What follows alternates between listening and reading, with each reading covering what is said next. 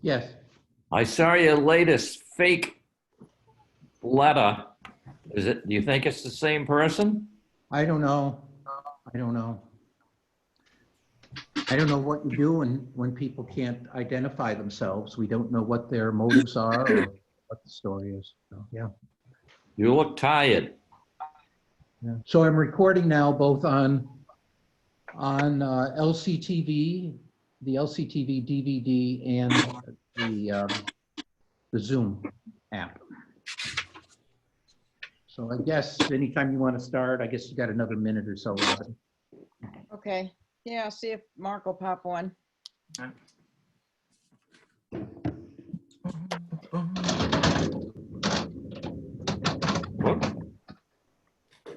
fell out of his chair. Yeah. Evening, Haas. Good evening. Good evening to you, sir.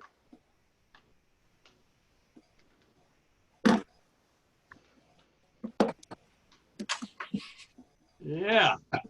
Now the other people in this house can live through this meeting.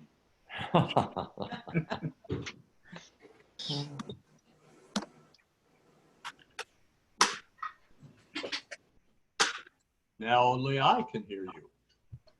Everybody's.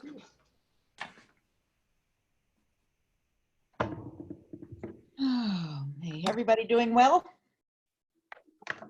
Yeah, Yeah. Robin, how are you? Good.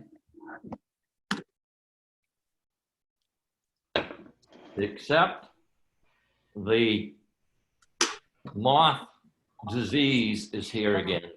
Ah, Brown moths. Yeah. My wife and I both have had it. Oh, yeah. A lot of itching going around. I look like a dog with fleas. I went out in the spring, I think in March, when you're supposed to go out and check your trees. Yep. And I had a few of the little cocoons or whatever on my apple and cherry tree. So I took them off and I haven't seen any in the yard now. So I haven't seen any nests, but we had some small caterpillars down at the cottage, and I think that's where we got it. yeah. Well, with all the wind now, all of their stuff will be blowing around. So we'll probably all get it eventually. so Josh has a solution. If you get him, he's got a way of taking care of them that I think is rather amazing. Yeah.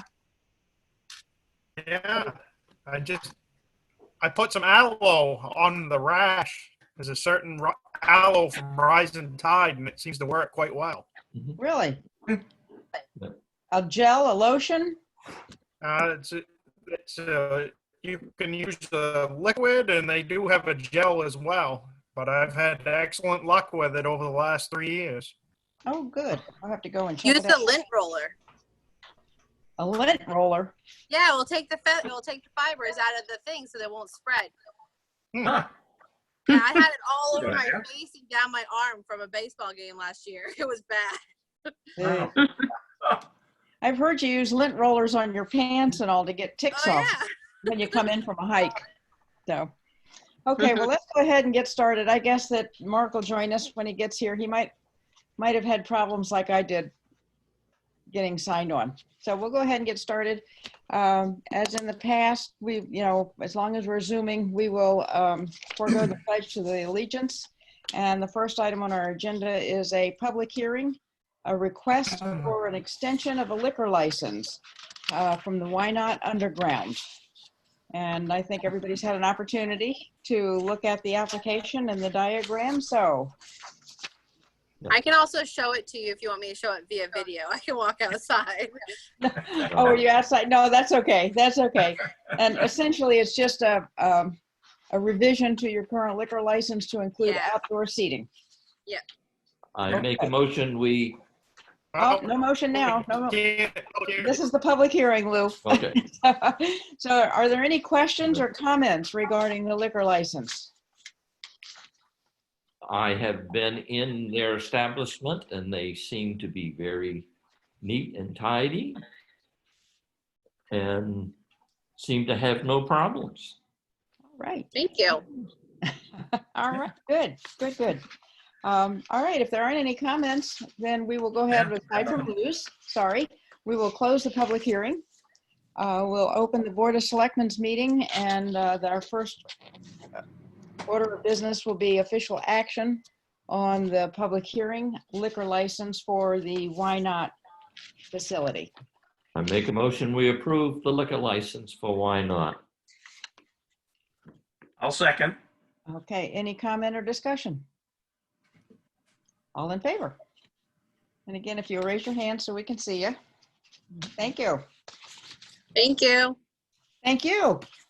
Thank you. Good luck with your outdoor seating and everything. I think that's great. Thank you. We hope it, hopefully it picks up business with it. Yeah, We hope so. Good luck. Good luck. Thank you. Have a good night, guys. you too. Thank you. Okay, minutes of the May 20th meeting. I'll make a motion to approve the minutes. I will second. Any discussion? All in favor? Okay, thank you. They have passed. Financial reports. The first is payroll warrant number 70. And I'll make a motion that we approve payroll warrant number 70. I'll second. Any comments or discussion? Good. All in favor? Okay. And we have accounts payable warrants. Accounts payable warrant number 71 is the general accounting. I had a chance to review that this afternoon in detail, and I'll make a motion that we approve accounts payable warrant number 71. I will second that. Any discussion? All in favor? The one thing I mentioned to Matt, because there was an item for a ballistic vest for a police officer, and he reminded me that we had a new police officer on board, and because we're all in kind of this quarantine situation, we haven't had a chance to meet them. So I said, you know, what you ought to do is put their pictures up on the website so we can all see our new officers. I've had the chance to meet him a couple times. Nice guy. Oh, good, good. So accounts payable warrant number 72, that's for Hagar for the Bristol sidewalk. I'll move. Good job. I'll second. Now, who made the motion? Lou? I did. Josh did. Josh did, okay, and Daryl seconded. Any I'll second. discussion? Okay. Any discussion? As long as it meets all the sign-offs from Brian and Matt, I guess I'm all good with it. Okay, me too. It does. Yes. Have they got the correct gravel now?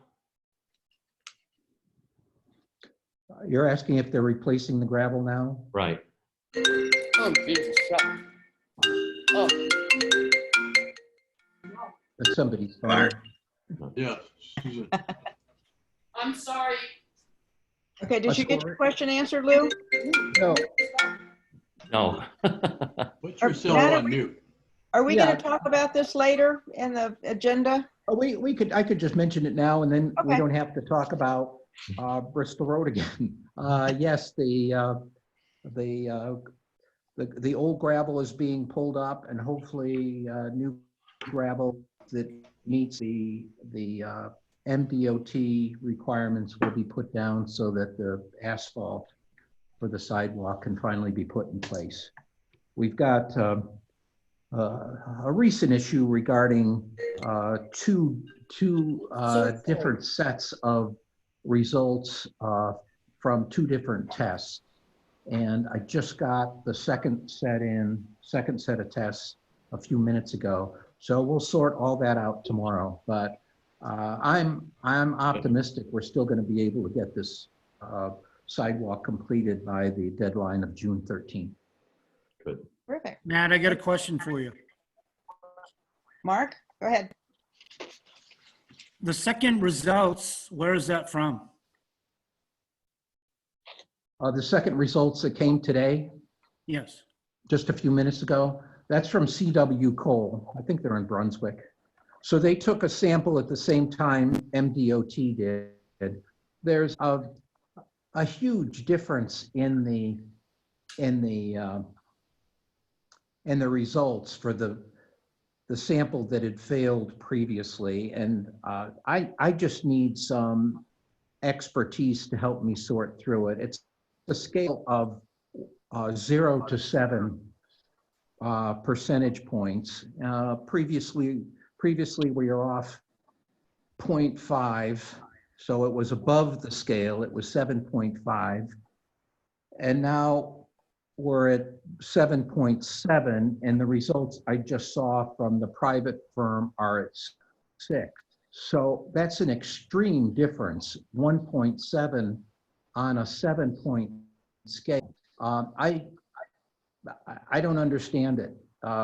I just need to, I'll have to talk with the expert tomorrow, and we've got to sort this out. We really got to get this project done.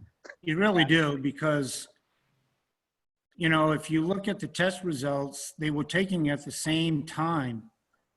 Yeah. Those two individuals, the state and SW Cole were at there, took from the same sample and tested the same exact gravel.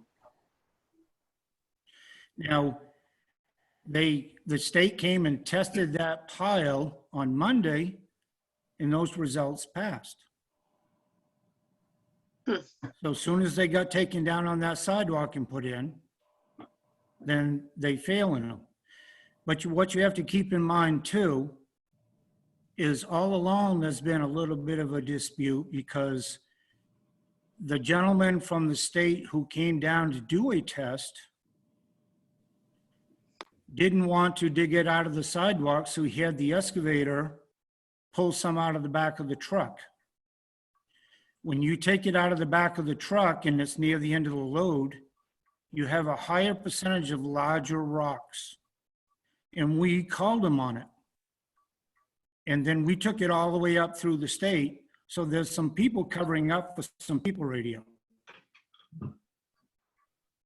Well, And it makes, I'm just gonna make an observation right now, Mark, and I know you're part of Hager Enterprises right now, and speaking on behalf of them.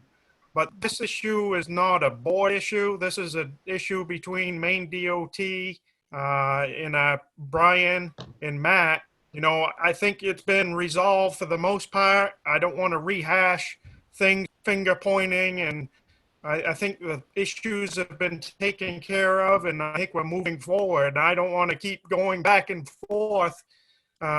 This is not our time where we need to hear about it. There's proper procedures to follow, and I don't think we should be discussing this at this point. absolutely not, Josh. I totally disagree with you, because this is the full board needs to hear about what's really going on. Yes. But I also think, Mark, you need to identify yourself as Mark Hager, president of Hager Enterprises, if you're going to speak on behalf of this. Absolutely. I got no problem at all. And I've done that every time and not voted on issues. But since we're talking about this issue, and it's great that the test was done at the same time, and finally they got together so that they did do this test at the same time and notified. On the test on Monday when they took it, there's a procedure that you're supposed to let the owners know, so that you both take the test and you quarter the test, which they came and took it without even letting anybody know. So there's more to it, Josh, than you even understand. So Mark, I do. Mark, with all due respect, in the contract, I'm sure there's a process to appeal and to go through it. But coming to the board tonight to go rehash it is not really the best avenue at this point. The update should come from Matt, and you as the contractor and Matt should be working together to resolve what you have. And we need to make this a positive approach going forward. We know the issues have been taken care of for the most part. We're moving forward. Let's not rehash what's already been taken care of. I just want to make sure the full board understands what's going on, Josh. Well, before we go further on this, you know, we have a motion and a second just to approve the payment for work done so far. So let's separate that issue from any other issue dealing with the Bristol sidewalk project, because we can talk about that separately or not. after we take the vote. So unless somebody has a specific question on the warrant regarding payment to Hager Enterprises for the work done on the Bristol Sidewalk project, are there any comments about that? Then why don't we go ahead and vote on that? And then we can go down on town manager items meetings. There is a Bristol sidewalk discussion period, so we can talk about the sidewalk then. Okay? Oh, I didn't worry about the sidewalk. Sounds good, Robin. Really, you're into it. No, I'm curious. So let's go ahead. Somebody is, I hear somebody's TV on or something. I don't know. Something. Let's go ahead and take a vote. If there are no comments about the bill itself, let's go ahead and vote on the Hager Enterprises warrant, okay?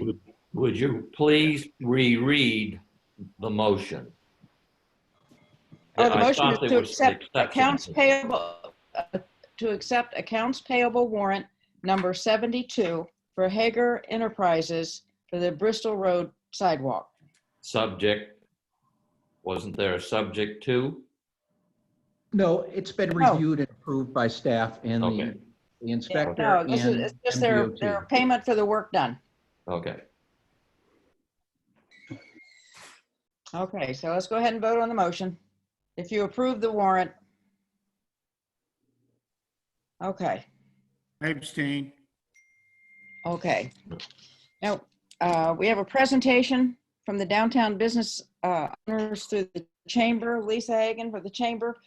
She was here with Susan last Selectmen's meeting with a proposition or proposal to do open air markets downtown. We had a lot of questions, a lot of comments, and asked her to go back and talk to the businesses, come up with a kind of a firm proposal. And so she's back tonight. You all received a copy of a proposal for the open air market. I hope you had a chance to review it. And I'll turn it over to Lisa. I'm sorry, Lisa, to talk about what you've come up with in the last 2 weeks. Okay, so we refined the plan because we're trying to make the plan work for everybody, because there are several businesses that are not happy with giving away parking spaces, not necessarily happy with the day that it's taking place. So we brainstormed and came up with the idea that we could do the open air market on one side of the street, the east side of Main Street, and start it at Attic Heirlooms down through the rest of Main Street, and allow Rennie's to have the 4 parking spaces, which includes 1 handicap on the east side, and leave that open, and then leave open on the west side of Main Street all the parking spaces to hopefully alleviate concerns that we're taking away too many parking spaces.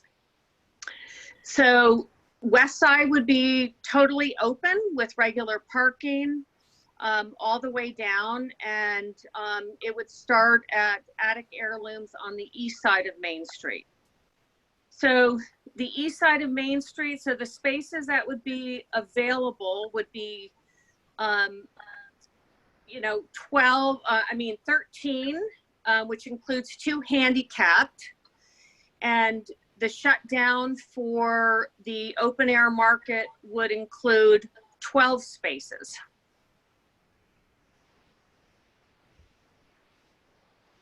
Okay. So, yeah, the thought is that we would, pilot the open air market for the month of June, beginning on Saturday, June 13th, from 11 to 4, put up barricades in the morning if the town, is willing to do this. And then require every business to have everything shut down by 4 p.m. so the parking spaces can be opened up on the east side of Main Street, so that people can come and park, to do takeout of restaurants, and also, to go into restaurants.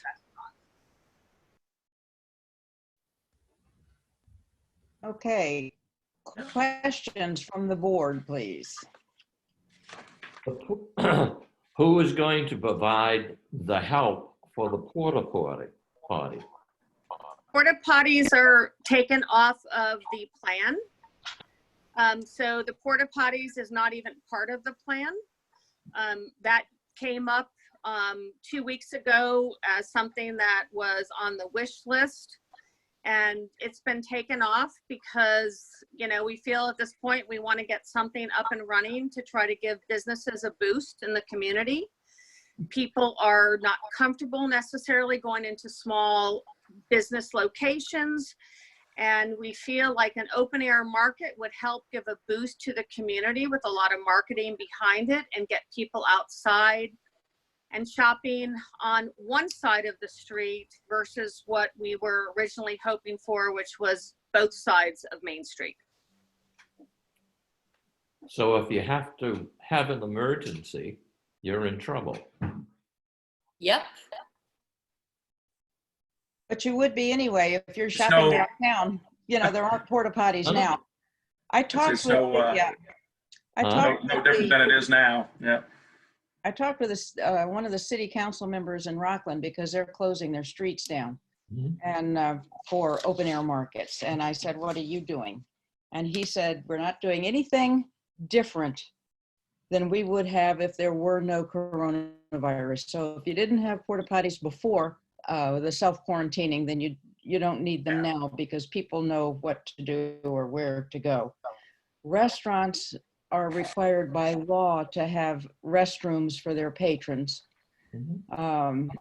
So there are some restrooms available downtown, you know, if you gotta go. But otherwise, if I went downtown tomorrow afternoon, I'd have to go back home if I had to go. So. Definitely. As far as the restaurants and everyone else is concerned, are they going to want people marching in to go to the bathroom? Because if they go to the bathroom, after somebody goes to the bathroom, somebody's got to clean it That's right. Right. immediately. Yeah, I talked to the people at King Ider's Pub, and they said that what they're doing, because they do permit people, non-patrons, to use their facilities, is that they have to fill out the state form for contact information or whatever, you know, so if somebody in the restaurant gets sick, they'll know they can call the person that used the bathroom too. But they're not refusing service for people that want to come in and use the bathroom. They're just following the state law. So that, you know, that's all I can say. But are there other questions about the proposal? They listened to what we said. They've gone from 25 spaces down to 12. You saw the list of businesses. Josh? Yeah, I've got a question, and I had this before, and I'm always concerned about safety and liability for the town, as well as everybody else participating. But I have yet to see anything about liability. The participating businesses, does their commercial liability policy cover these outdoor things beside a roadway? And who's liable should someone drive through these cones or fall over in a chair within these parking spaces? Who's bearing the liability? Lisa, did you address that at all with any business, or does any? No, business? I don't have an answer to that. Can I Okay. raise my hand for a moment, please? Sure. Quite honestly, when a person comes into my restaurant, inside my restaurant, I bear some liability. But if some bozo drives through a cone, it's the bozo's responsibility, don't you think? I mean, I feel like we're talking about who's, you know, if some extreme tragedy occurs, who's going to pay the bill? I mean, Portland is doing this. Rockland is doing it. They're all, you know, they're all figuring this out. It is not rocket science. Our street is even open. It's open. People can drive through. And, you know, I got rear-ended the other day. Right? That's what insurance is for. Someone hit me. But I mean, I just think this is kind of a over the top kind of question here. If I somebody's a bad driver- totally disagree with you. I think if I someone's totally a bad disagree driver, with you. okay, It's something, Susan, that we have to think about as a town. right. So- Well, you know, and I also, as a restaurant owner, have to think about the liability of people getting sick because I'm letting people use my bathroom too. And Yeah. the town's not responsible for that. So how is it? Oh, wait one second here. Mark has his hand up. Mark? I got a question as far as who's putting out the safety cones. And then we did talk about safety barriers to see what the cost of that was. I don't know what that came out to be. But whoever puts them out is actually on the line, I would think, a little bit more. And I do agree with Josh. We do have to look at who is actually controlling that, because when they sue everybody, everybody's going to get sued anyways. But they're going to try to get the biggest pockets. In the proposal, each restaurant is responsible for putting up their own kiosk. A kiosk is different than a barrier, though. We had talked about We talked about cones. well, and also barriers, like the barriers that we use at Pumpkin Fest, because they are more sturdy and what have you than traffic cones are. We also talked about plastic chains and bollards and things like that from the hardware store. So a lot of different things were talked about and no decision was made on any of it. Matt, I think, got some preliminary numbers for those metal barricades, the heavy metal barricades that Pumpkin Fest uses. Do you have that, Matt? Wait a sec. Yes, I do. Larry Seidlinger responded to my message earlier today. I asked him what it cost them for Pumpkin Fest, and they had, that was quite a bit in the way of barricades. The total cost was $4,500. And then he said to add another $750 each way for transportation to, I think it was Shrewsbury, Massachusetts. So so it'd be 1,500 plus. If we used half of what they used at Pumpkin Fest, we're talking about $2,750 to $3,000. Or even a little more than that.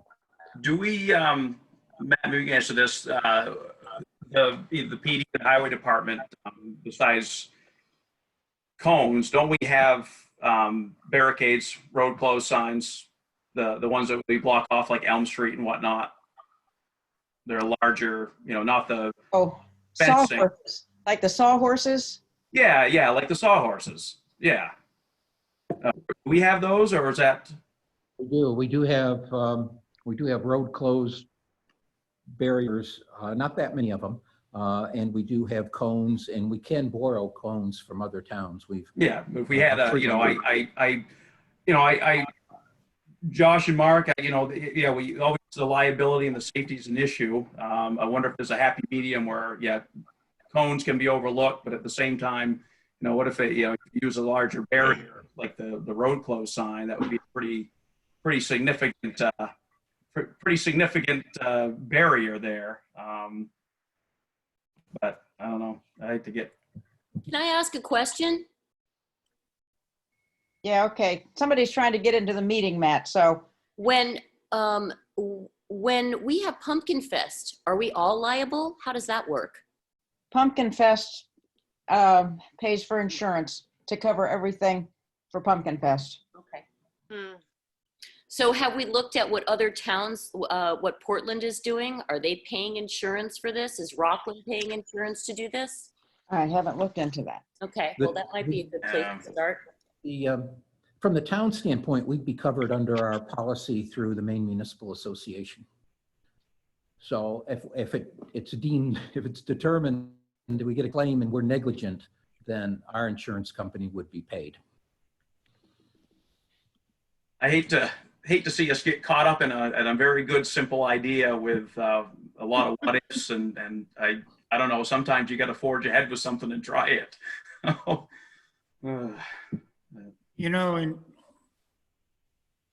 Robin? Who's that, Lorraine? I'm sorry, I'm trying to send something off to Matt, but go ahead. Mark. I got a question. You know, as far as the barriers, if you are looking at doing something for, something to keep it off the air, of course, I'm gonna stick my neck out a little bit. If we have some barriers at Hager's, would be willing to let them use them. We also do it with the Legion. They come and use it when they do this safety booth where they run money. And, you know, we talk about it as a company and say, look, you know, there are some community things that we just got to do. And there is some risk involved with that, but you know, if we were running gun shy all the time, we wouldn't be doing anything. And as long as we got some insurance, we got to do something. Lorraine? Lorraine? Thanks. Yeah, you didn't start with public comment, so I have a comment in regards to this. The insurance issue, Matt, I don't know if you have a blanket policy with MMA that would cover it, but a lot of insurance companies have like a one-day policy you can buy for special events that isn't too much. I mean, like a couple $100. I'm here actually representing Damascott and Newcastle Rotary, and in support of trying this sidewalk sale issue. We would be interested in supporting the merchants and getting people to spend money in town. I don't know initially if we're going to have a lot of people from visitors, but a merchant said to me the other day that normally between the 4th of July and Labor Day, she has nobody in the store that's local because all the local people get into, you know, there's no parking downtown, the business, I can't go. Well, this is the year everybody should be going downtown. And so we could provide the Rotary Club, we could provide a couple of people every time you do this to, with our nice yellow safety vests, to offer free masks to people who aren't wearing a mask, and encourage them to physically appropriate distances, that kind of thing. So I'm here to speak in favor of this. Great. Thank you. Appreciate it. Any other questions from the board for Lisa? Or Matt, do you have questions? I will say, the board, you've got an email, or Matt sent you an email from Faustine Rennie today with some questions. I followed up on the email. She was concerned about ADA and wheelchairs getting down the sidewalks if tables and what have you were on the sidewalks. And in her email, she suggested that the tables, kiosks, whatever, be set up in the parking spaces themselves. So I got in touch with Faustine and I asked her if, because she did not support it for the ADA reason. So I said, okay, if the businesses were to set up their outdoor wares in the parking spaces, so the sidewalks were clear, would she then be for the plan? And she said, yes, she would.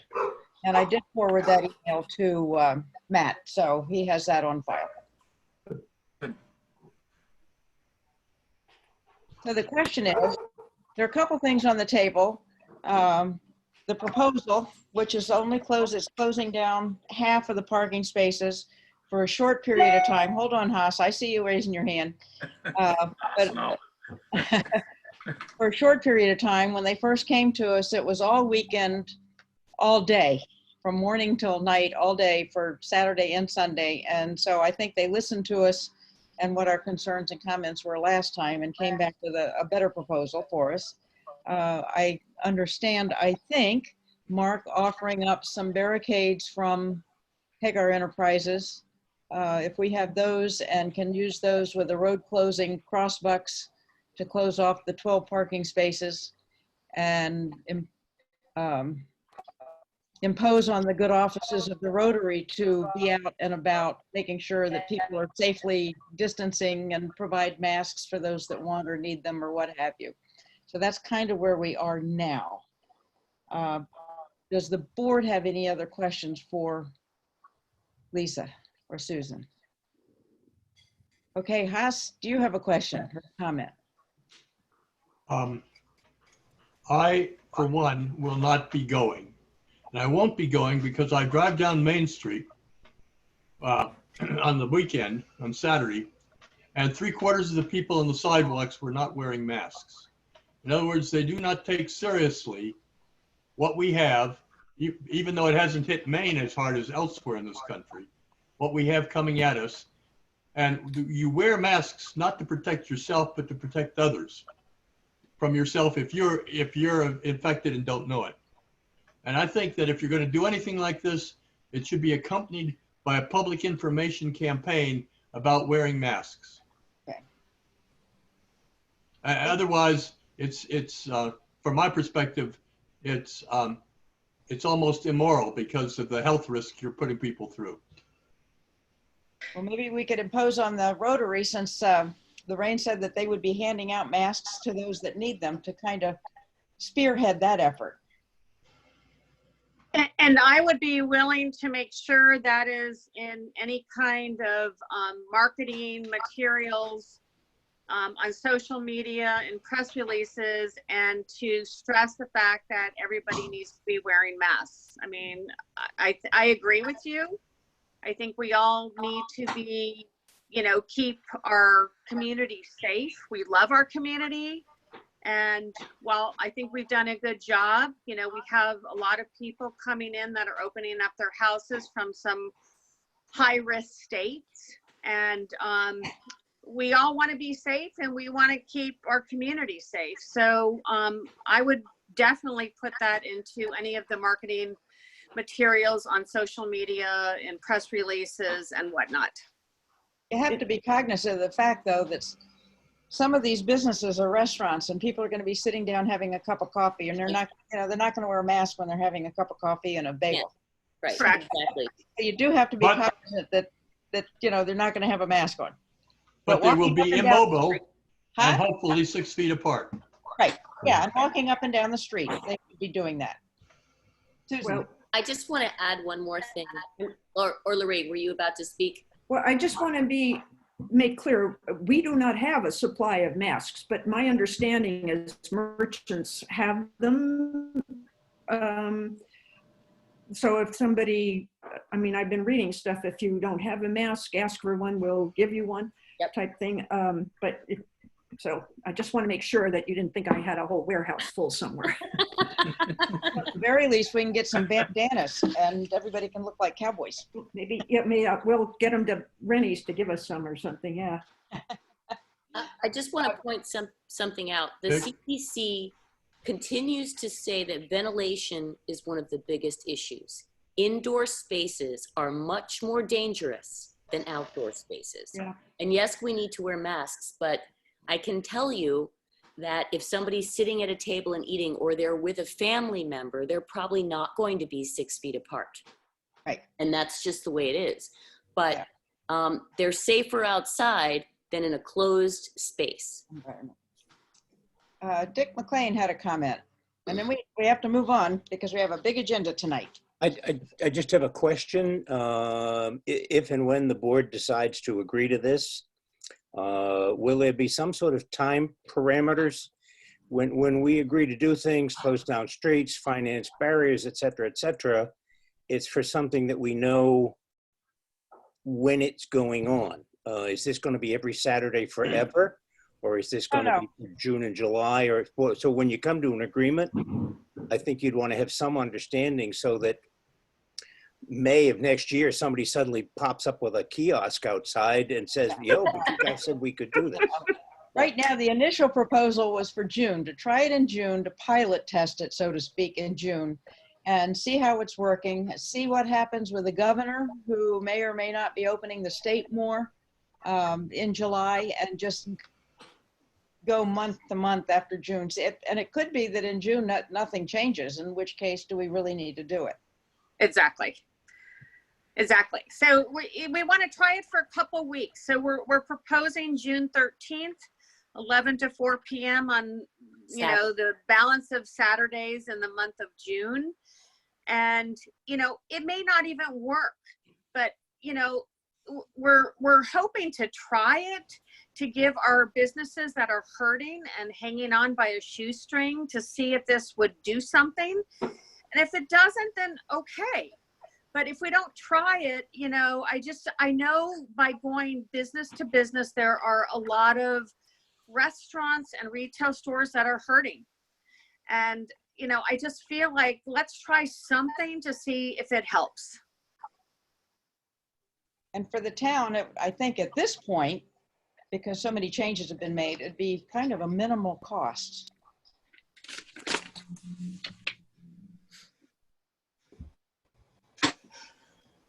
So what are your thoughts? Board, do you want to? Yeah. Daryl? I'd like to see him go forward with it. You know, let's try it out, work out the bugs sometimes as it comes. You know, this is a pilot program, so there's going to be some hiccups. And we can't, you know, we can't prepare for every eventuality. Sometimes you just got to go for something and try it. So does this need a motion, Robin, or what do we? Matt, do we need a motion? We're kind of in presentation part. Do we need to? Oh, yeah, I'm not sure. I think it'd be appropriate to have a motion on it. Okay.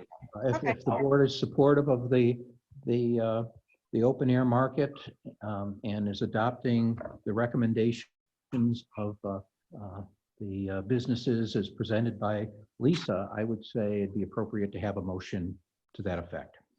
Yeah, I'll make that motion. Are you a second? Second. I heard a couple seconds. Okay, any other discussion? I just have two questions, or a question and a comment for Lisa. Have you heard anything from Newcastle? I know their board meeting is, but have you heard any preliminary? No. So I talked to the town manager and he wants to see how it pans out with Damascotta. He said he was intrigued by the idea and they couldn't do anything before the 8th, and that's sort of where it's at. Okay, all right. And the other thing in your proposal, you talk about it's only for town businesses, brick and mortar stores, no outside vendors and food trucks. That's right. And I agree with that. However, if someone wants to put an outside vendor or a food truck on their private property in the village, they can do that. Well, we can't. They could Stop that. Yeah. Then they can do that now. Whether you do the open air market or not, they could do that now. So I just wanted to, you know, make you aware of that we cannot prohibit someone from putting somebody up on their private property. So just so you know that. But as far as including outside vendors kind of on the streets or in the empty parking spaces or in front of the stores that are closed now, like the Weatherbird's Lady Shop, then yeah, that I don't think that'd take place. So you don't have to worry about that. Okay. Any other comments? Sure. All right, all in favor? Yes. Oppose? Abstain? That's an oppose or an abstain? Josh? I'm opposed. Opposed, okay. All right, because I thought it was an abstain, but okay. All right, any other comments for the good of the order? I think we need somebody that can work with the chamber to make this happen. Daryl, since you're downtown, can I volunteer you? Sure. Okay, and I guess you can work with Hugh about barricades and Mark about barricades or whatever, and we'll see what happens. Thank you. Thank you. Thank you. Thanks for all your hard work and pulling it all together. Thank you so much. Bye-bye. Bye-bye. Okay, citizens' comments, general correspondence. We have a few thank you letters from our provider agencies. They were in your packet. So it's nice to know that they continue to do their. Oh, okay. I gotta hold on. Matt, there is somebody that's trying to come into the meeting. I sent you a. I looked, Robin, and I don't see that. I'm looking at participants, Yeah. and I don't see anyone that's trying to get in. Could you, if you can respond, just tell them to send me an email. I and did. I'll invite them. Oh, I said, do have his email call earlier today. Okay, I'll go ahead and send him the email. Actually, you know what? I'll copy Just their. tell me who it is if I can I send don't them know who another. it is. I just have an email address. All I have is an email address, but you know what? I'll forward your email to them. I'm Okay. sorry, you guys. A brief commercial interruption here.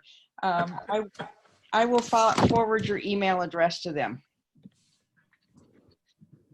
Oops.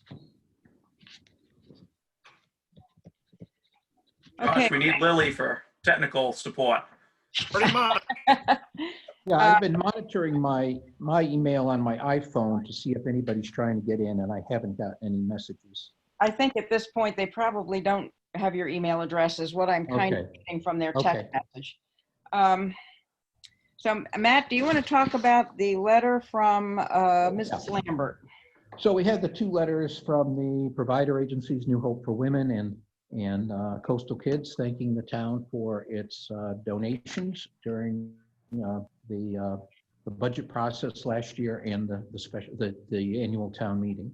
And then the other letter that's attached is from Mrs. Lambert, and the reason I included it in the packet is because Robin was copied on that message.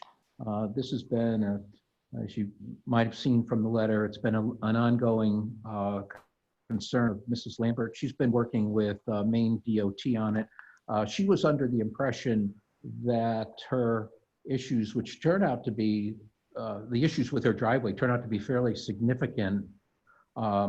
She was thinking that those would be resolved in our sidewalk project. And as I read through her letters and the letters from Maine DOT, I don't see any commitment to fix those issues. So that discussion will continue. I know I had before I came into this meeting, I had a phone message from her. I'll call her back tomorrow, but since that was on the agenda by virtue of it being a letter to Robin, I wanted to flag that for you. So that's all I had there. If someone has any questions. Will you get back in touch with her? Do you want me to get back in touch with her? Oh no, I'll give her a call tomorrow. Okay, thank you. She's a very nice lady, and I wish we could make her happy, but I think what she's talking about is in the tens of thousands and not the town's responsibility. But I will call her. Okay, thank you. Moving to town manager items, is that okay? Unless there's, there may be some citizen comments. Okay, let's move ahead. Town manager items. Okay, I didn't see any. I'm scrolling through all your faces, and I don't see anybody waving their hands for citizen comments. You've seen a face on your Brady Bunch pictures here, and in my screen, it's lower right-hand corner. His name is Eric Hall, and I'm very happy to welcome him as our intern. It's the first intern that we've had, and I've put Eric to work on a couple key projects for us.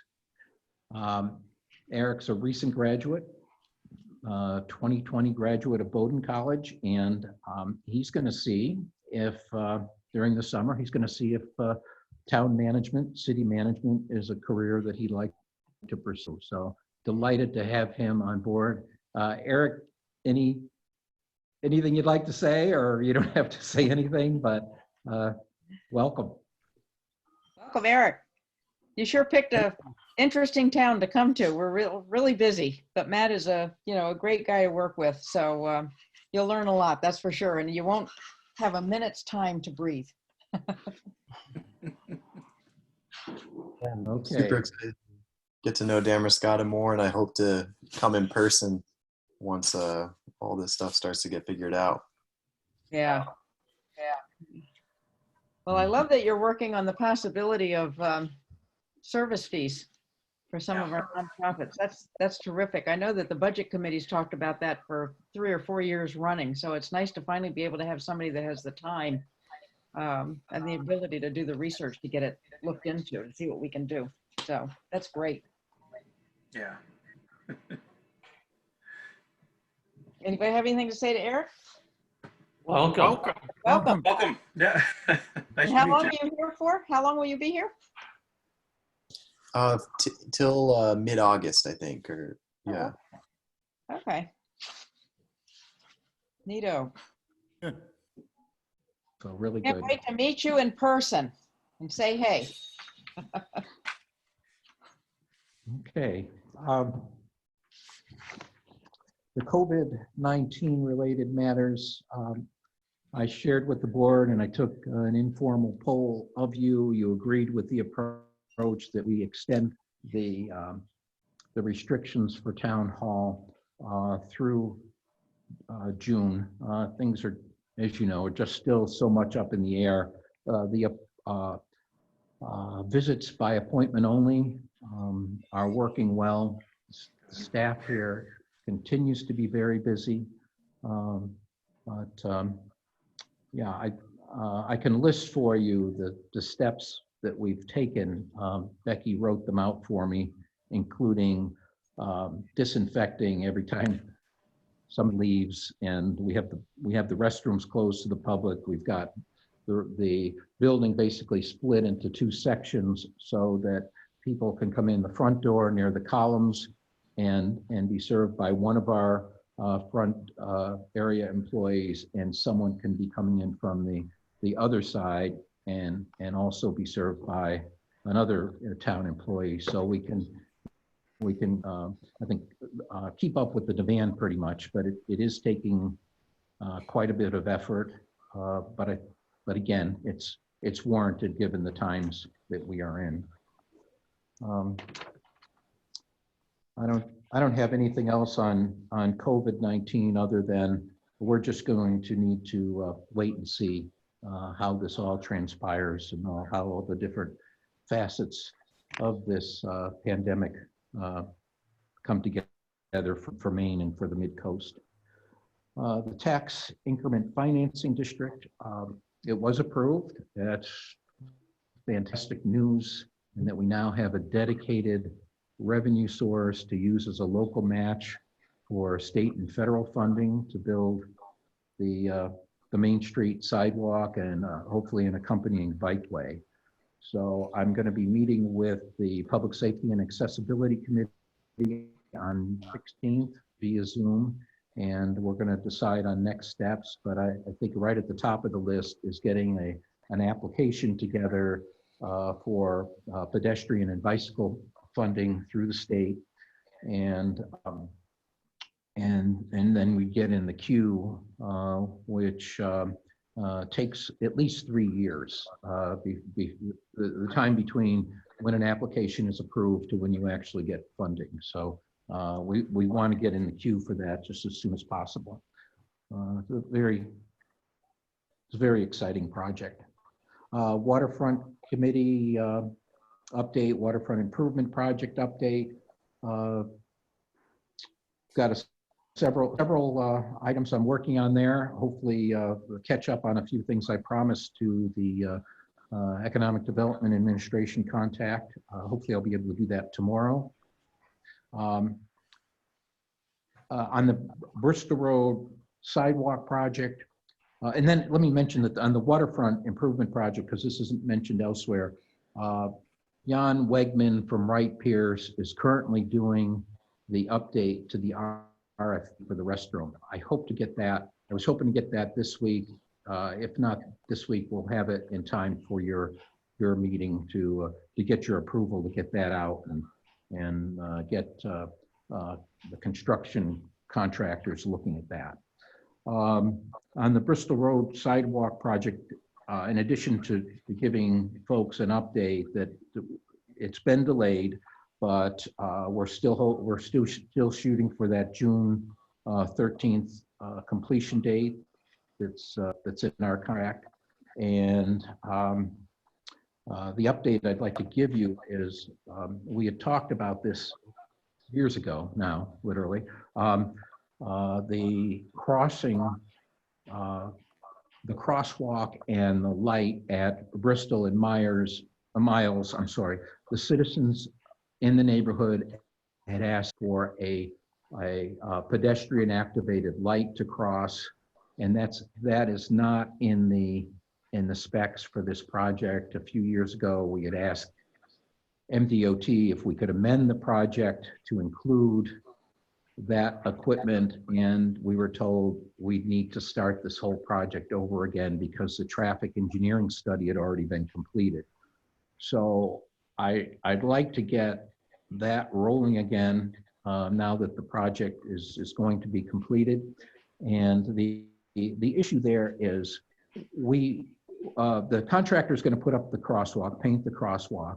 Our road commissioner is going to put up the pedestrian signs, but we cannot do any more than that. We can't put a pedestrian activated light in as long as that flashing beacon is there. It conflicts with national traffic safety standards. I'm not using the right term, but Robin probably knows what that is. But it's not appropriate in the way of engineering, creates motorist confusion and such.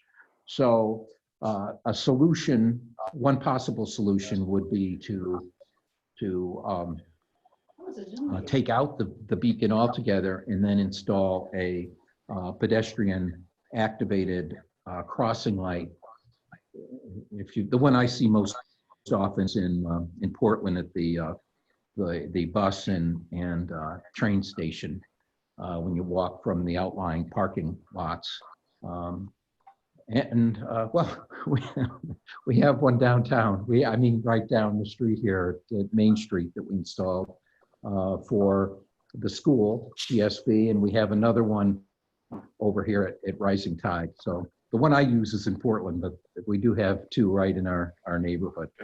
Those, again, the only way we could put those in is if we had the beacon taken out. So the other thing I'd like to pursue, and I'll need to put this on the agenda for your next meeting, see if the board formally approves me going ahead with this, but I'd like to revisit the issue of speed limits with Region 2 traffic engineering. Now that we have a crosswalk, it seems like it makes even more sense to have the posted speed limit reduced in that area to 25 miles an hour. But I'll have that on your agenda for the next meeting. Did we want to talk about the sidewalk project anymore? I have a quick question about the crosswalk. What if you were to replace the flashing light with a street light?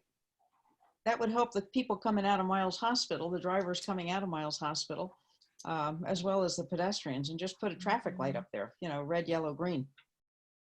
Is that you, Robin? I can't tell who's talking. It is, it's me. Oh, okay, you weren't close enough to the computer. Oh, I'm sorry. Why not just put a regular traffic light like we have for Biscayne, Maine or whatever?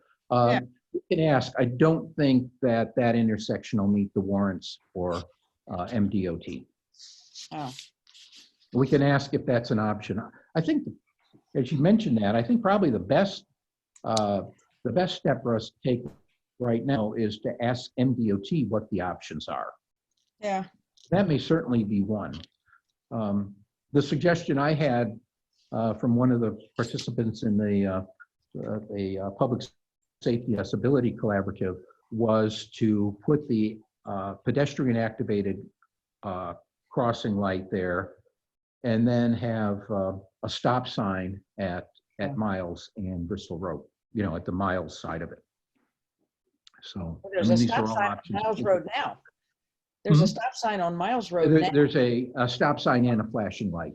Right. Yeah. So you're suggesting put a stop sign on Bristol Road so cars? No, you'd just have is there a stop sign on Miles? I always see the flashing light, but I didn't know there was a stop sign there as well. Stop sign there. I always stop, maybe because the flashing light's there, but I thought there was a stop sign there. So yeah, it would just have the stop sign. Okay. Did you have another comment about Bristol Road, or are we moving on? I didn't unless we wanted to go back to the previous conversation. No. I guess my only comment about Bristol Road is I think that we need to meet the specifications of the contract. So.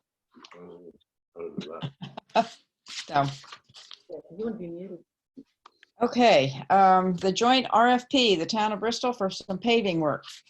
Yeah, I think this is really good news. I got, the board has asked me in the past to do as much regionally as we can. And I got a call from Chris Hall, the town administrator in Bristol, a week or so ago, and he asked if we had any smaller road paving projects that we would like to include in their RFP for road paving. And at first I thought, no, we don't. But then it occurred to me, and maybe Josh flagged it for me. We've got the paving of the parking lot at the fire station and the driveway at the fire station in the capital improvement program budget for this July, next month. So I'm working with you and the Public Works Committee to put together the specs, and Bristol will add that to their RFP. So we'll be able to go out for joint bids and maybe get a little better price from contractors.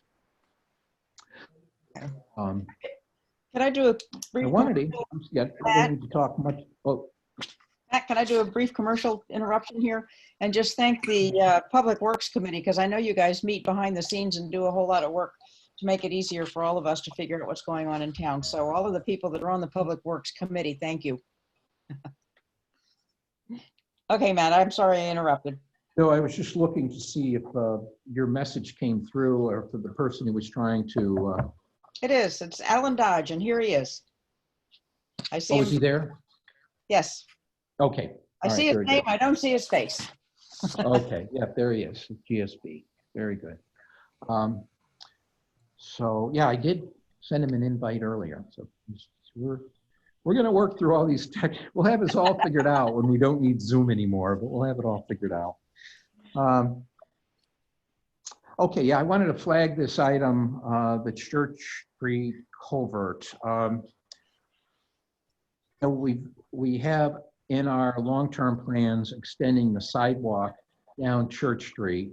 There's not enough room with on the bridge that goes over Kessner Brook. And coming into play here at the same time is a program called Coastwise that we're a participant in, and it has to do with coastal stream culverts. And last Friday, Bob Faunce and I met with Slade Moore from the Coastwise program down in Kastner Brook, and we went to both sides of the culvert, the 6-foot culvert.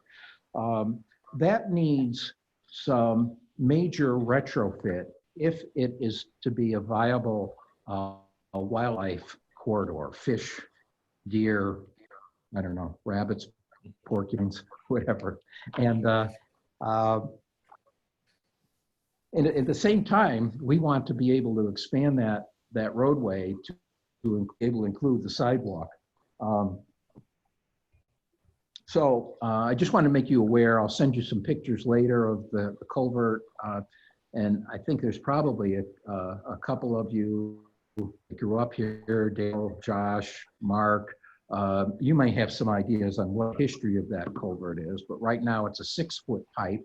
I always thought it was a bridge. It's a 6-foot pipe, and it really does need some retrofit. So again, I want to just flag that right now, say that we're looking at that from a variety of perspectives to see if maybe that's something we can pursue in the next few years.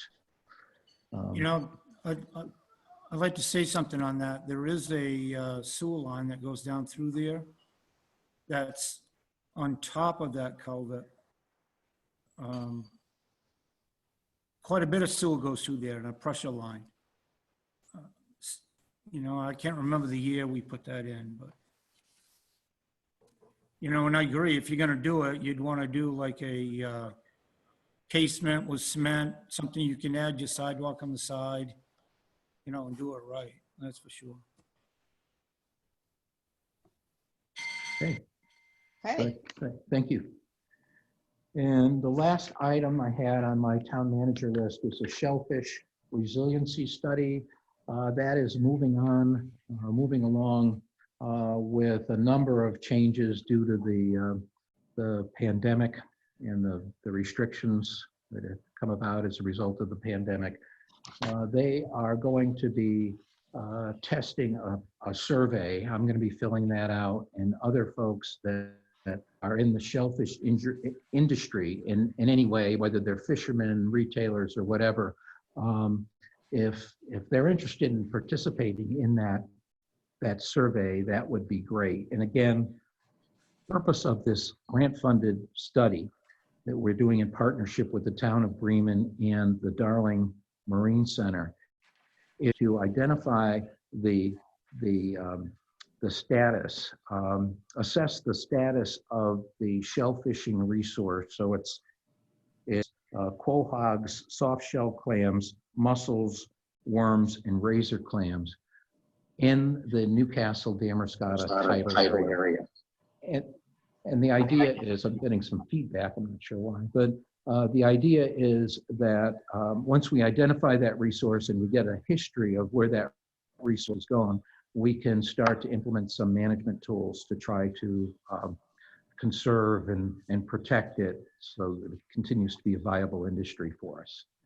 And it also includes oysters. There's a lot of oysters that either get out of the oyster farms or are growing wild there, and that's become an important part of the shellfish industry for people who have been in it for decades. So that's going to be included as well.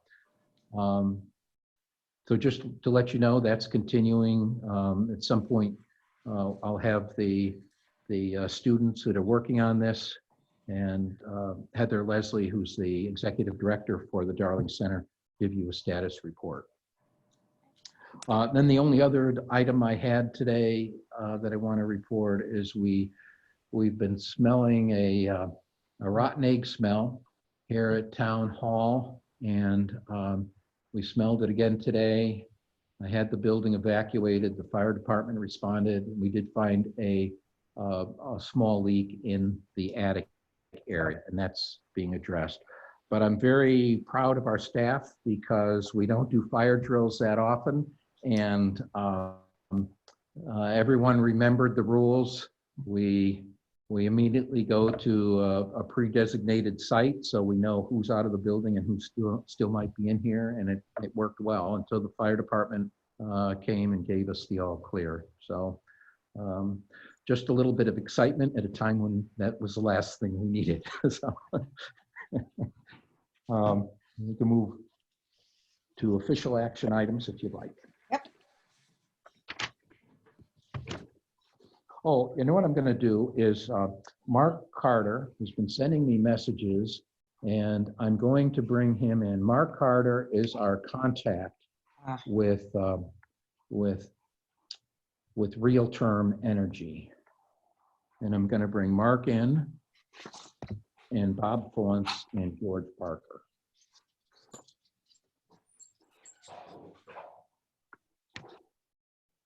Because they'll be here to talk about the RFP.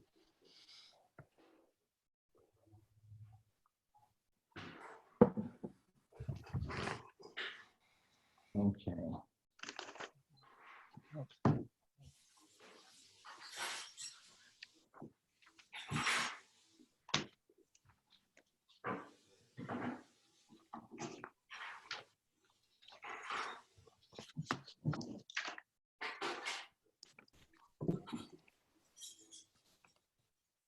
We'll see if Mark's on yet.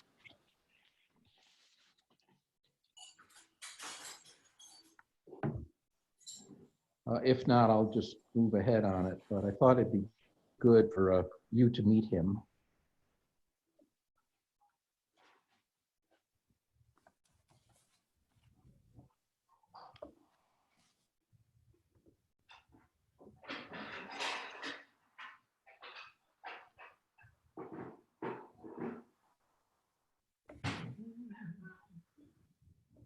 We need a conversation starter here to Yeah.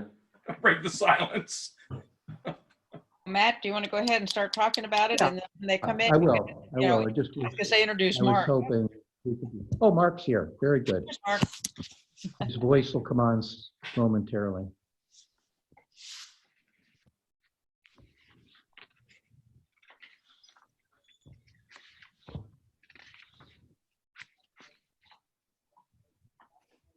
Oh, Mark, there you are. Can you hear me? Mark? He's connecting to audio now. The audio.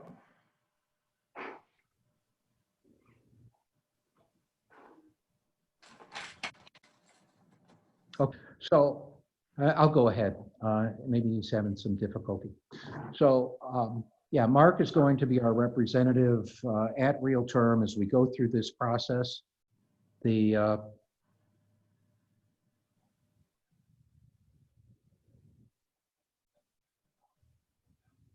The first step in the process is going to be this audit that Real Term will do of our existing infrastructure, and that will involve seeing what's out there. We have a list of streetlights, and I'm pretty confident that that's there. He is. Mark, I was just explaining the first step in the process. Mark, this is there's got a Board of Selectmen and some other interested parties and our management in. You can hear me okay? Can't hear you, Mark. Can hear Mark. So the first step in this process will be for the consultant to go out and assess what we have in place.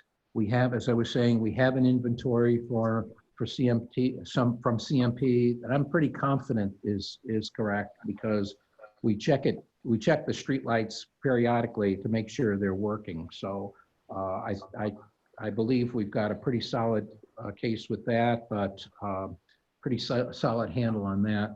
But the contract that you have before you includes Real Term going out and making an assessment of all of our streetlights, making sure they're where CMP says they are, and then looking at the infrastructure itself, the light fixture and the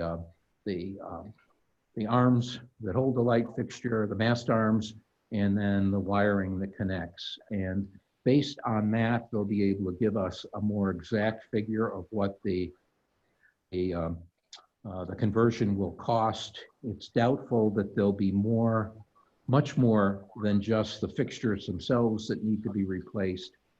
And then included in the contract is assist from Mark in getting the purchase of the lights from CMP.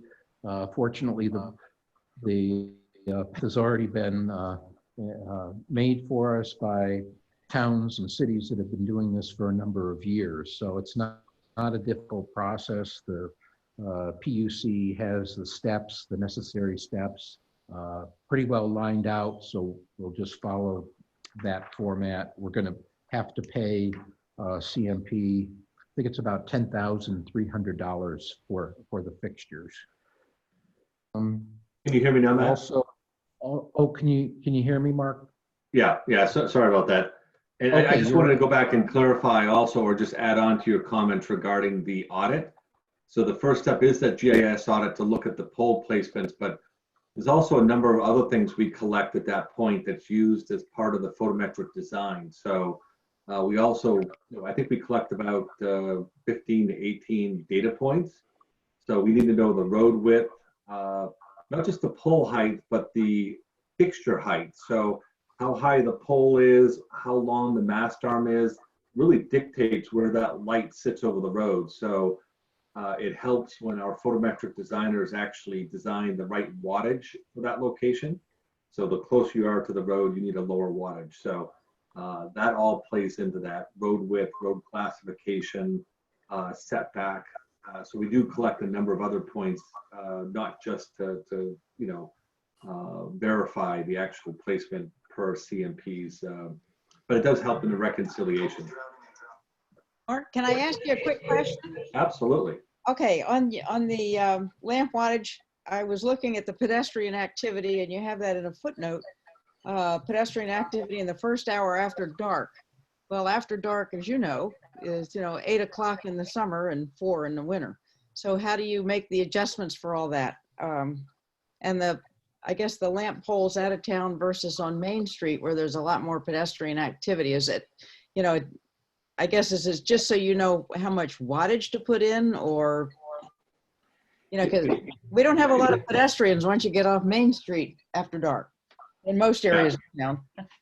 Yeah, what it does is it plays into the road classification, and the road classifications will help dictate. So the more less traveled or less vehicular pedestrian conflict, you're going to get a lower road classification, which allows for less light. So or lower lighting. Okay. And that's just a standard that IES uses for their RP 818 guidelines. Is whatever that road the pedestrian conflict is 1 hour after sunset. Okay, thank you. Yeah. And I talked to Matt today about this. I was interested in the inventory of existing lights. Matt's been talking about future sidewalk development down Church Street and some other areas, and I asked him about the possibility or the potential or whatever for future street lights as sidewalks are built. And he said that's not figured into your inventory. Your inventory is just what's there now, but that in the future we can just add on as need be, or would we come back to you to say, where do we need them now that new sidewalks are built? Well, you could do either. I mean, you could do it yourself, or if you want to come back to us, we'd love to help you. And so we'll take a look at what the road design is going to be, what's required for that. And it's a slightly different process with CMP. So on the existing 99 streetlights that you have, you already have a mast arm, you already have a grandfather clause on its location. And so you can swap out the old high pressure sodium light with a new LED without CMP's interaction. I mean, you have to buy them, but they don't have to come out and look at the pole. For any new lights that you want to add, and I'd say a number of municipalities, we've added lights in Falmouth and Biddeford and other places. The only difference is that you do have to provide the pole ID and location to CMP, because they need to send an engineer out to look for a couple things. Number one, for pole integrity, to make sure that it could take the stress of that weight, and also if there's secondary power run to that pole. So in some locations, if there's no transformer nearby and it's just a longer stretch, there'll just be no 110 voltage, it'll just be the medium voltage. So they would have to put a transformer in to power that. So it's attachment B in the procurement document. So whether you do it now or later, you can add as many streetlights as you'd like. And so it'd be up to our, Mark, go ahead. I got a question here. If the pole needed to be replaced before we did this, would Central Maine Power do this at no cost, or is that something the town would extra cost be looking at? No, the poles are actually the assets of the utility of CMP, so they would be responsible for any pole replacements. Thank you. So yeah, in Damerscott, we have poles that are owned by CMP and also by Tidewater. So they, as Mark Carter just said, they continue to be their responsibility and under their ownership. So if we wanted to put a new street light on a pole that's owned by Tidewater, we still have CMP come out because it's electrical work? Or do they both come out? Does Tidewater come out? How would that? Well, we need to get permission from Tidewater to use their pole, but obviously the electrical hookup would be CMP, and then we would have responsibility from, Mark can tell you exactly where, but some point on the pole up to the light fixture. So it's essentially, that's the way it works now, except it's a CMP lighting rather than real term lighting or town lighting. It's kind of the same process that we have now. Yeah. Correct. Okay. Are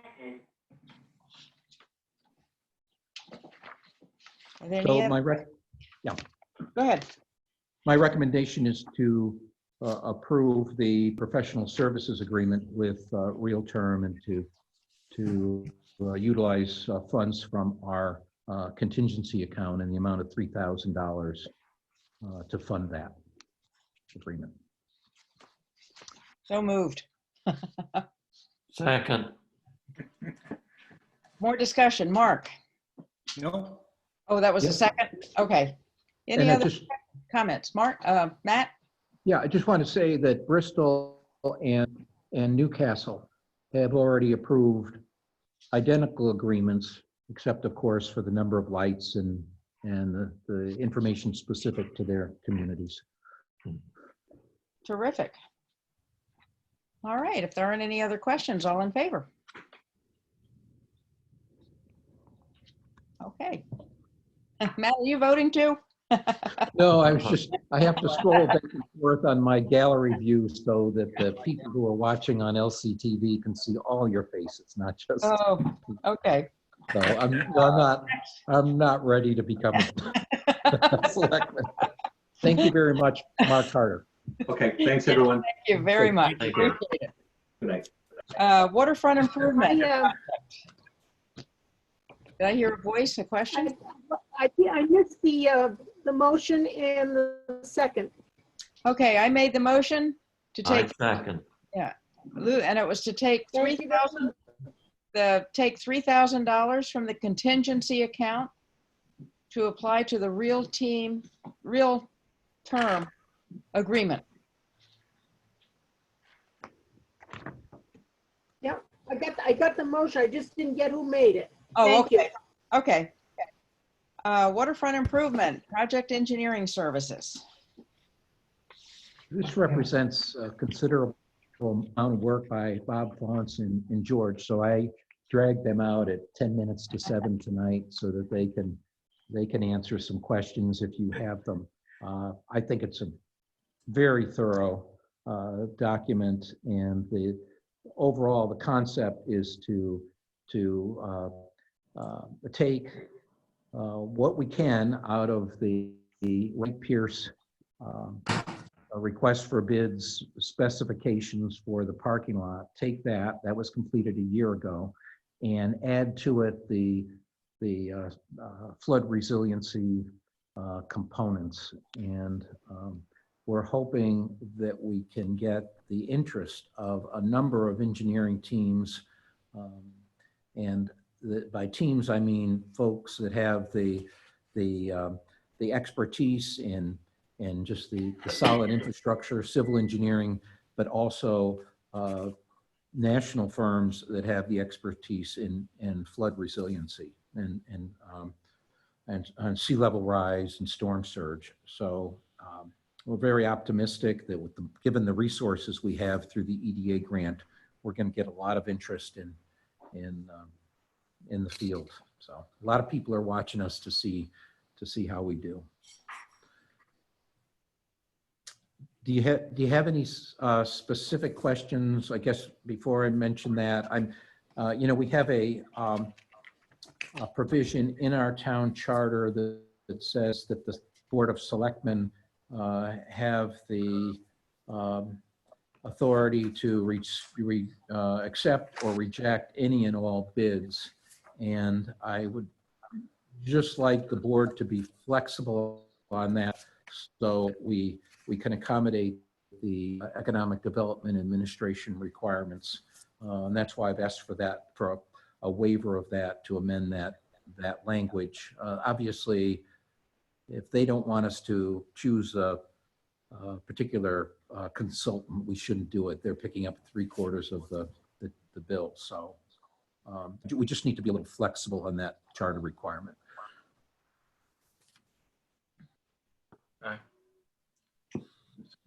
Do I hear a motion? I'll make a motion to approve the RFP for waterfront improvement project engineering services. I'll second. Any discussion? All in favor? Thank you. Well, that was painless. George? George. Hi, George. I'm Robert. Hey, now I can go back and have supper. Bob, hi, Bob. Yeah. Josh, Good to Don't see you you miss guys. this, George? Don't you miss this? Oh, yeah. I have been on so many Zoom meetings on so many different things. No, I was talking about being on the Board of Selectmen. Oh, I know you were, but I'm gonna say I've been involved in other things too. Oh, I know. Along with Dick and Haas and everybody. Well, we're glad that you're back working with us again. Oh, Or it's still- a pleasure. Still working with us, I should say. Yeah, thank you, George. Okay. Thanks, Well, George. I'll let you guys get back to your business. Go back and enjoy your dinner. Thanks, Bob. Bye. Bye-bye.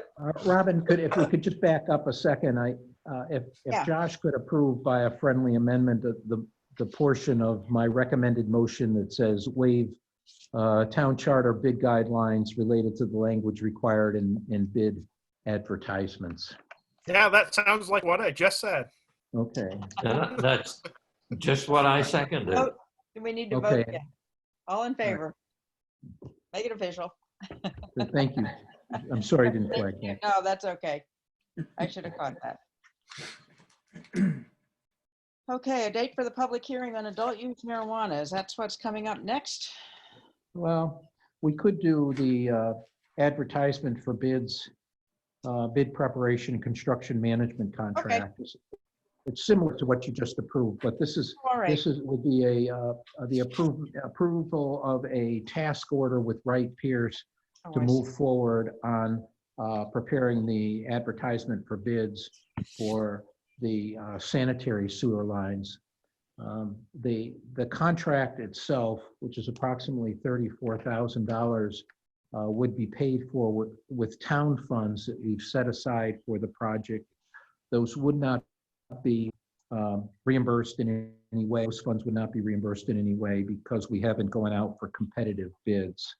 But I think it's important that we move ahead quickly on both the sewer lines and later, hopefully the next meeting, the restroom RFP. So we do have the funds available to do this, and I think it makes a lot of sense to use Wright Pierce given their involvement over the years in this project. I agree. Well, I make a motion that we waive the town charter guidelines and approve the negotiated task order with Wright Pierce, letter dated May 26, 2020, for the preparation for advertisement of bids and construction oversight for the replacement of sanitary sewer service lines below the municipal parking lot for a total not to exceed $34,700. Second. Discussion. And I take it they're going to be working with our sanitary district to make sure. Definitely. That's part of the task order. Yeah. Okay. All in favor? You know, is everybody just as amazed as I am that we're actually starting to do this? It's been so long. Okay. Fireworks display. Chris Roberts is on the line. I don't see his picture, but he's there. Hey, Chris, And talk about fireworks.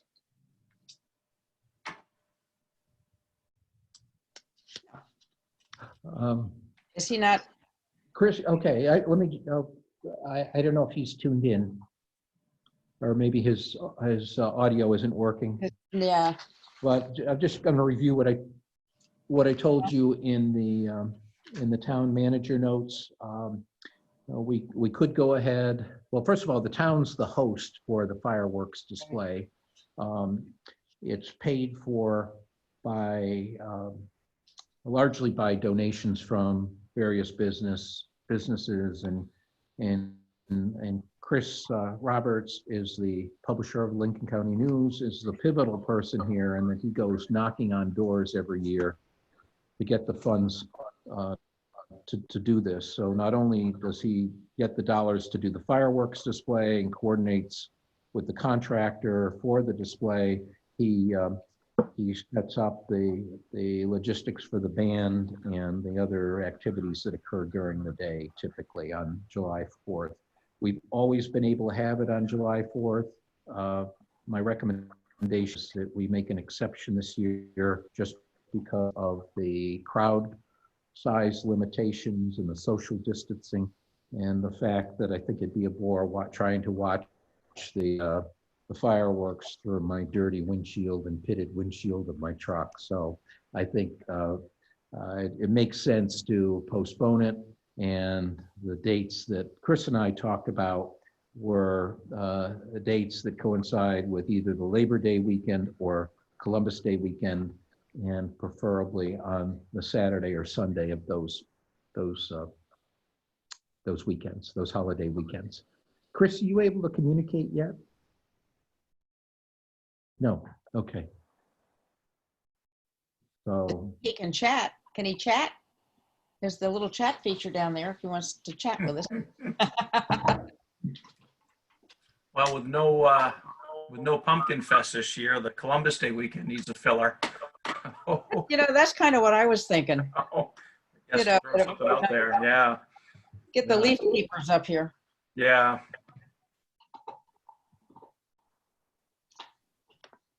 Josh, Lou, Mark? I any make idea? a motion, No, wait, Columbus Day, Columbus Day? Labor Day, Yeah. any other day? No, Columbus Day weekend. Yeah. Josh? I'm good with it. I'm good with it. Cool. Okay, so Daryl, did you make a motion for Columbus Day weekend? I'll make a motion for the 4th of July fireworks to be on Columbus Day. Or I think it's Indigenous Peoples Day. Indigenous Peoples Day. It says Columbus Day, yes, but I agree. I know. Indigenous Peoples Day. So did I have a second Second. discussion? Robin, Yes, sir. Matt? we don't want to, I don't think we want to have it on Columbus Day evening, that Monday evening, because people are all No, that going weekend. back. The Saturday. So the weekend, so the Saturday? Okay. Saturday of Okay, I didn't hear Indigenous you. Peoples Okay. Day weekend. Yeah. Any other discussion? Dick has his hand up. Dick? Yeah, I would just, and you actually, Daryl beat me to it, but Saturday gives you a rain day. Of Sunday. also. Yeah. That's right. Yeah. Any other discussion? All in favor? Very good. Thank you. And I guess we need to remind people that fireworks are not allowed downtown on any day. Never mind the 4th of July, except for those approved by the town. So this 4th of July, watch your fireworks. Okay, now the date for the public hearing on adult use retail establishment. I talked with Dave Page today, the owner of Coastal Cannabis, and he's okay with us having a public hearing on July 1st on his permit application for adult use retail sales. Also, the planning board did approve all aspects of the site plan review. So he has the green light there. He has his conditional permit from the state. The next step is for our police and fire department code enforcement officer to do an inspection of the proposed site, and then for Dave to come before you in a public hearing and us to send out the notices prior to that.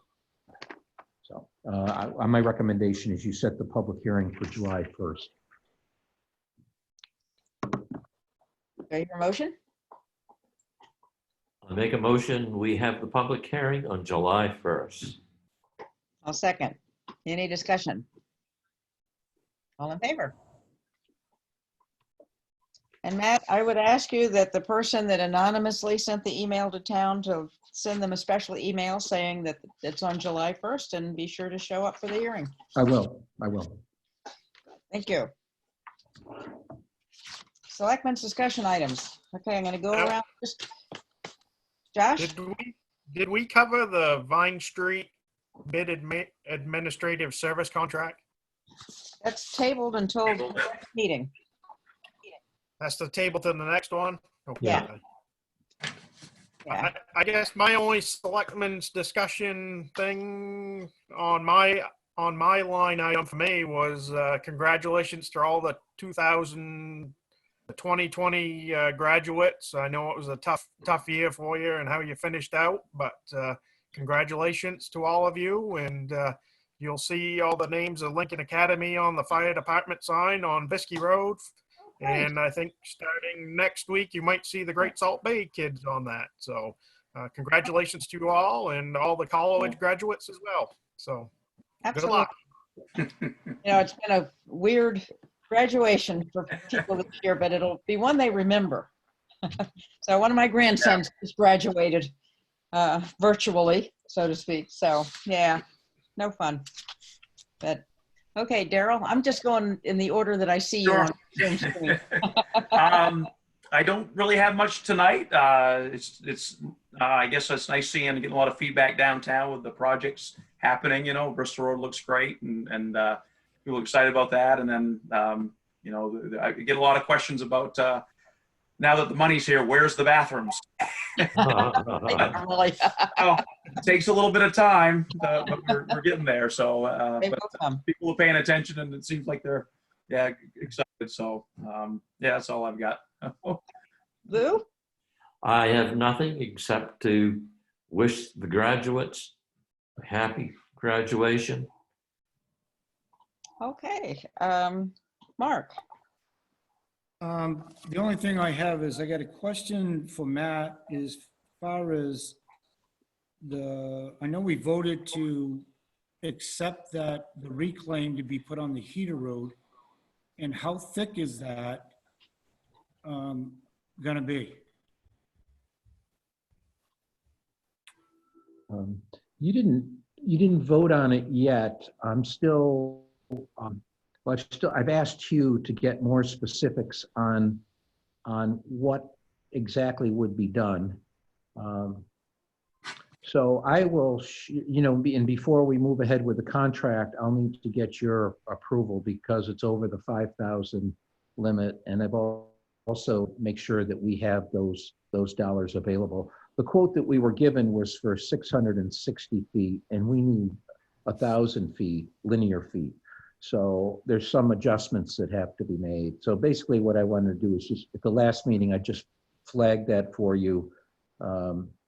But I'll be coming back with a specific proposal for you to review, and that'll include the depth. Okay, so we didn't vote on that. No.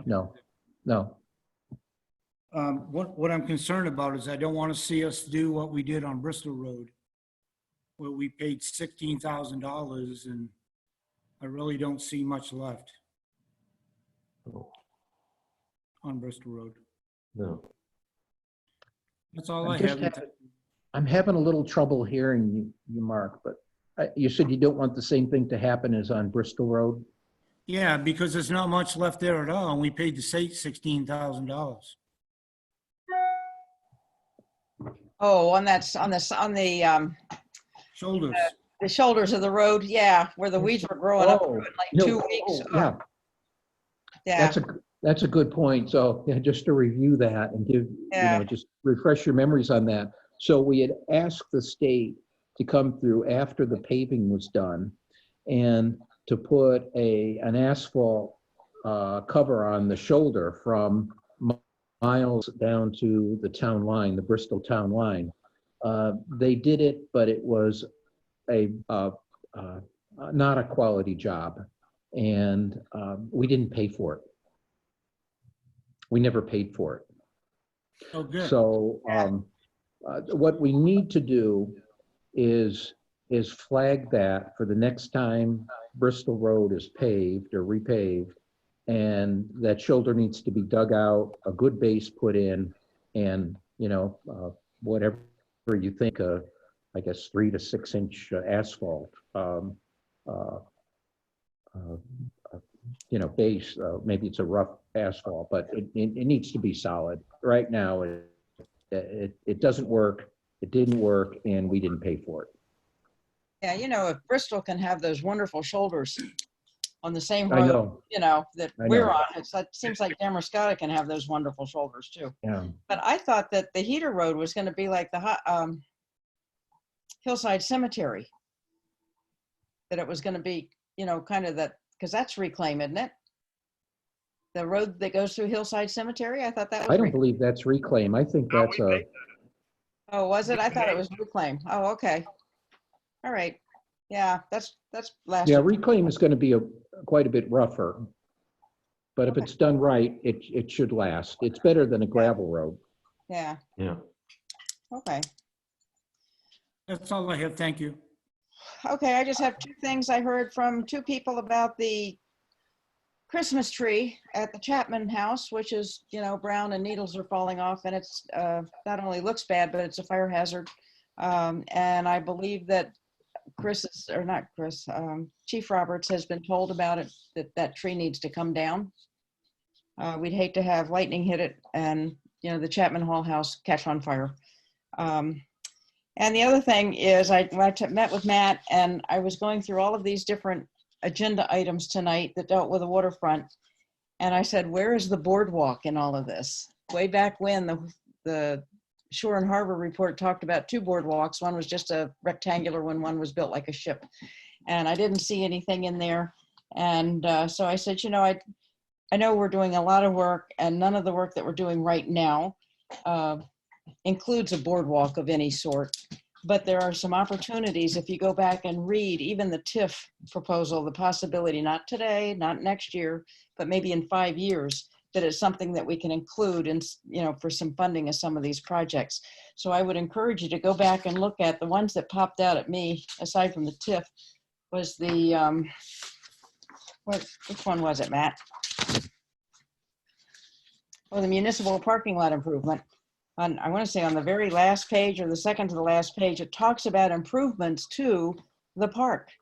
And so, like I say, for future grants and what have you, maybe we want to consider that, as well as that, for lack of a better term, boardwalk parking area over Misery Gulch, which we kind of had a verbal okay from the Army Corps of Engineers. To use that for boat parking, where the boat trailers could go up on the boardwalk and it would free up some parking space in the municipal parking lot. So I just wanted to bring that up because a lot of people have been asking me about it since the article in the newspaper talked about we're getting funding and parking lot improvements, and everybody's saying, oh boy, we're going to have a boardwalk. So anyway, I just wanted to let y'all know that that's what some of the people in town are thinking about. So I am too. May I comment? Quickly. There are several designs of boardwalks that were part of the conversation, the waterfront committee 5 to 7 years ago. Right. And I have all of them. So okay. When we want to have that conversation, we can look at what was being talked about then. Okay. And, you know, and it might even be something that is delayed long enough for the comprehensive plan. Who knows? But I just didn't want it to fall by the wayside.